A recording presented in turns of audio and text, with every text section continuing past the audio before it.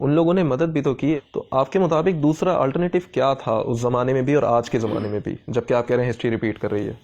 2003 تک ہر $100 کے ایکسپورٹ پہ ہم $125 تقریباً امپورٹ کرتے تھے، یعنی 25% خسارہ تھا. کچھ ریمیٹنسز تھے، کچھ کیپٹل انکم تھی، کچھ تھوڑے بہت قرضے لے لیتے تھے، کام چلتا رہتا تھا.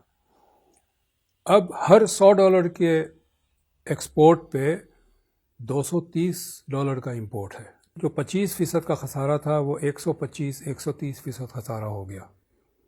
یہ نہ تو ریمیٹنس کور کر سکتا ہے، نہ کوئی اور کیپٹل انفلوز کور کر سکتا ہے. ہم نے مجبوراً قرضے لینے ہیں. یہاں قریب میں ہی میرے گھر کے پاس ایک سپر مارکیٹ ہے، وہاں ایک سیکشن الگ ہے کتوں اور بلی کے کھانے کا. اس میں کتوں اور بلی کا شیمپو بھی ہے، یعنی یہ بھی ہم امپورٹ کرتے ہیں. 1/3 بچے پاکستان میں میل نیوٹریشن کا شکار ہے، اور یہاں کتوں اور بلی کے کھانے امپورٹ ہوتے ہیں قرضوں کے ڈالر سے. تو پہلا میرا مطالبہ یہ ہے کہ جو غیر ضروری امپورٹس ہے اس پہ بین لگا دیں. اس پہ ٹیکس ڈیوٹی بڑھانے سے کام نہیں چلے گا، بین لگا دیں، بالکل بند کریں. آ ہی نہیں سکتا، کھانے پینے کی کوئی چیز نہیں آ سکتی.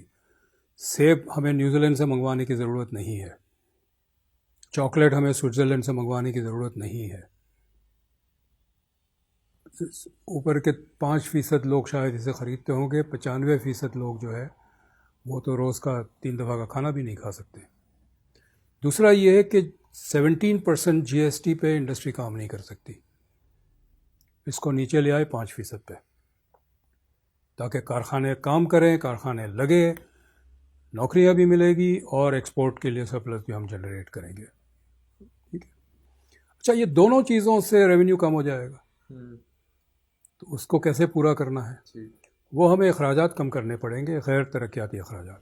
آسٹیریٹی میجرز کی بات کر رہے ہیں؟ یہ آسٹیریٹی میجر میں بھینس بیچنے کی بات نہیں کر رہا ہوں.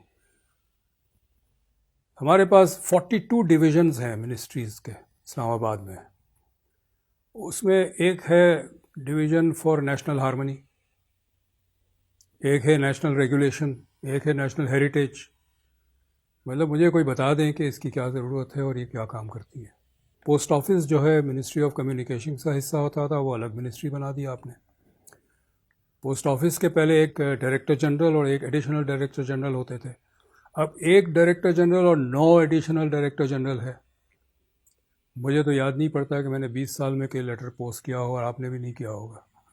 تو میں جب غیر ترقیاتی اخراجات کم کرنے کی بات کرتا ہوں تو میں ڈیفنس ایکسپینڈیچر کی بھی بات کرتا ہوں.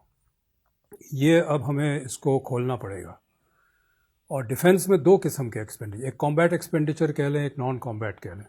کامبیٹ ایکسپینڈیچر پہ ہم بات نہیں کرتے چونکہ میری مہارت نہیں ہے، لیکن ہمیں نظر آتا ہے کہ بہت زیادہ ایسا ڈیفنس کا ایکسپینڈیچر ہے جس کا جنگ سے کوئی تعلق نہیں ہے. آپ اگر لاہور سے پشاور جائیں، GT روڈ کے اوپر ہر 40 کلومیٹر پہ ایک کنٹونمنٹ ہے. یہ کنٹونمنٹ انگریزوں نے بنائے تھے جب افغانستان کا جنگ 3 جنگ ہوئی افغانستان کی، اور رشیا جس میں زار تھا، بادشاہت تھی، اس سے وہاں سے خطرہ تھا کہ وہ حملہ کرے گا. اب تو ماسکو تک ہمارے دوستانہ تعلقات ہیں. یہ بند کریں نا سارے، کیوں رکھے ہوئے ہیں؟ اسی طرح کوسٹ گارڈ ہے، کسی تاریخی وجہ سے کوسٹ گارڈ آرمی کے انڈر ہے. تو نیوی نے شور مچایا کہ سمندر تو ہمارا قلعہ ہے، ہمیں ہینڈ اوور کریں. تو بجائے اس کے کہ کوسٹ گارڈ نیوی کو دیں، انہوں نے ایک اور ادارہ بنا دیا میری ٹائم سیکورٹی ایجنسی کے نام سے. اب 2 ادارے ایک ہی کام کر رہے ہیں. تو بہت زیادہ گنجائش ہے نان کامبیٹ ڈیفنس ایکسپینڈیچر میں کمی کرنے کی. اچھا، میں کیوں اس پہ زور دے رہا ہوں؟ پہلی بات تو یہ ہے کہ میرا گھر کا خرچہ ہے کچھ، اور آمدنی کم ہے، اور آمدنی بڑھنے کی کوئی اگر امید نہیں ہے تو میں خرچہ ہی کم کروں گا نا. ہمارے ہاں خرچہ کبھی کم کرنے کی بات نہیں ہوتی. جب بجٹ میں کٹ لگتا ہے، ڈیولپمنٹ بجٹ پہ کم لگتا ہے، بجلی گھر نہیں بنتے ہیں، سڑک نہیں بنتی ہے، اسکول نہیں بنتے، ڈسپینسری نہیں بنتا ہے. لیکن یہ جو نان ڈیولپمنٹ ایکسپینڈیچر ہے، سول اینڈ ملٹری، اس میں کبھی کمی نہیں ہوتی، یہ بڑھتا چلا جاتا ہے. डिफेंस एक्सपेंडिचर और नॉन डेवलपमेंट एक्सपेंडिचर इसलिए कम करने की ज़रूरत है क्योंकि ये जो खसारा है इसकी वजह से मईशत बैठ रही है, बल्कि बैठ चुकी है। इस वक्त हम वेंटिलेटर पे है। जिस दिन हमें कर्ज़े मिलने बंद हो जाएगी ये मईशत बैंकरप्ट हो जाएगी, हम गुजारा नहीं कर सकते। जंग जो है वो कौमी नगमे गा के नहीं जीती जा सकती। जंग के लिए आपको टैंक्स चाहिए, वॉरशिप्स चाहिए, आर्मर्ड कार्स चाहिए, फाइटर प्लेन्स चाहिए। ये सब पेट्रोल पे चलते हैं। पेट्रोल डॉलर से आता है, डॉलर एक्सपोर्ट से आता है, एक्सपोर्ट कारखाने क्रिएट करेंगे। जहाँ कारखाने बंद हो जाएंगे तो डॉलर नहीं आएंगे, डॉलर नहीं आएंगे तो हम पेट्रोल इंपोर्ट नहीं कर सकते। हमारी टैंक्स और हवाई जहाज़ और फाइटर प्लेन्स और ये सारी चीज़ें अपने साइलोज में रह जाएगी, हम जंग नहीं लड़ पाएंगे। तो जंग लड़ने के लिए ज़रूरी है कि मईशत मजबूत हो। गवर्नमेंट पॉलिसीज़ कुछ भी हों, उनका आवाम पर क्या असर पड़ता है ये ज़रूरी है। अपनी राय और अपने कमेंट्स से हमें ज़रूर आगाह कीजिए। और नेक्स्ट वीडियो तक के लिए बहुत बहुत शुक्रिया।